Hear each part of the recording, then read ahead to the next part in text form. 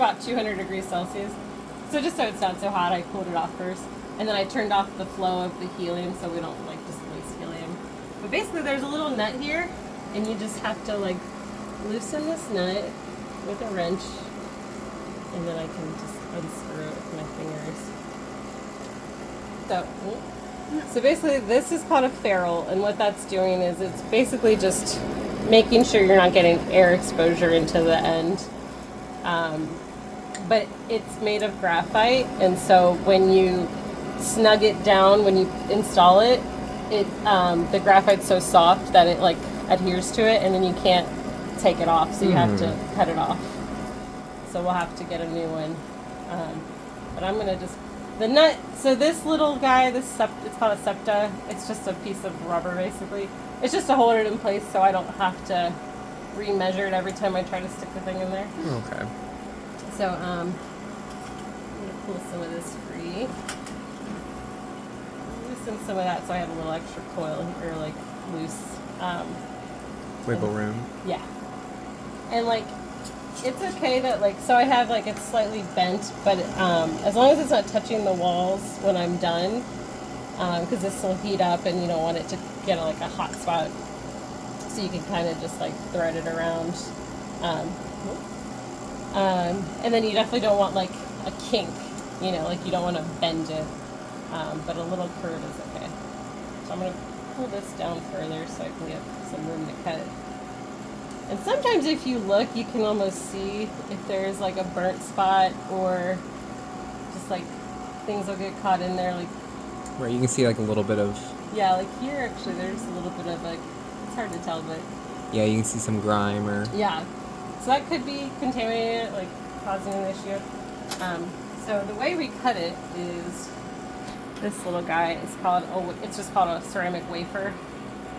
And there's two sides of it. One side's smooth. Yeah, this side, the back side. So when you cut your column, you kind of put your finger perpendicular. Okay. And then you kind of hold this around like a 45-degree angle-ish. Just do a little slice. And then just... Oh, wow. Flick it off. Yeah. And so, yeah, because basically you're scoring that outer layer of that porous silica, and then the glass just breaks behind it. Okay. But what's important is making sure you have a nice clean cut. So sometimes you do have to do it a few times just to make sure you have as straight of a cut as possible. I'm not too worried because I'm going to add the ferrule on now since I just chopped it off. And that's what these are.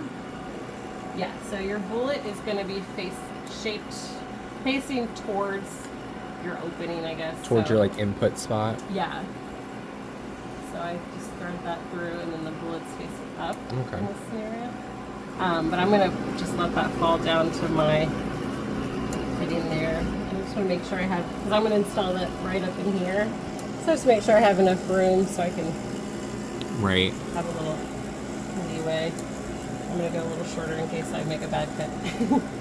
So, again, so we'll put our finger down like that. Find the smooth side of this. I think it's the back side.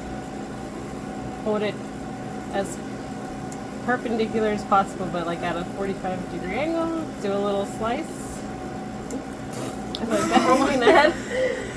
And then you kind of can look at it with the white background and you see it's a little bit like, and it's hard for like if you have like a magnifying glass it's really much easier, but I'd say it's slightly like crooked, so I'm gonna try again.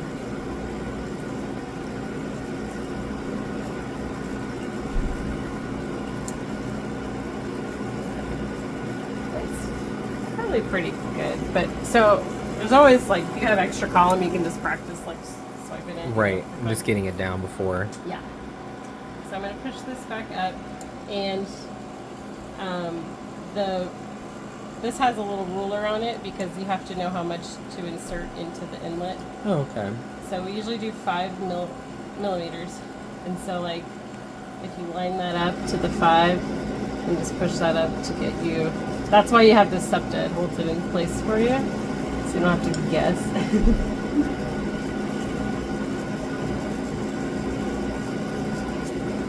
Yeah, so like from the top of there. So it's pretty close. And then basically you just find the hole, stick it back in there. Okay.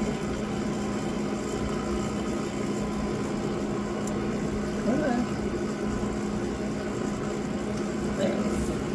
And so what I do is I just use one finger to push up against that septa so it is as far up as it can go. Okay. As I twist with my other hand.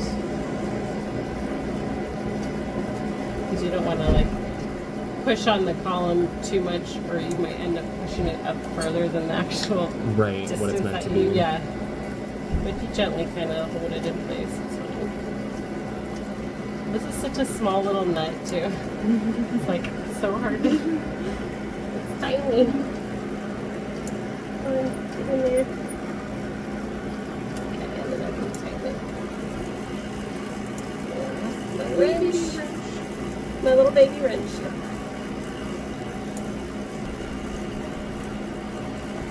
You want to tighten it so it's pretty snug, but you don't want to like over tighten it because you can actually pinch that hollow tube of the column with this barrel and then end up closing off your but a good test is like if you just give it a little tug and make sure it's not sliding around. It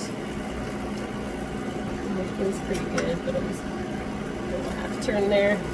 Okay, and then all this I'm just going to kind of tuck it around the base here. Hold it in place, and that's pretty much how you do it.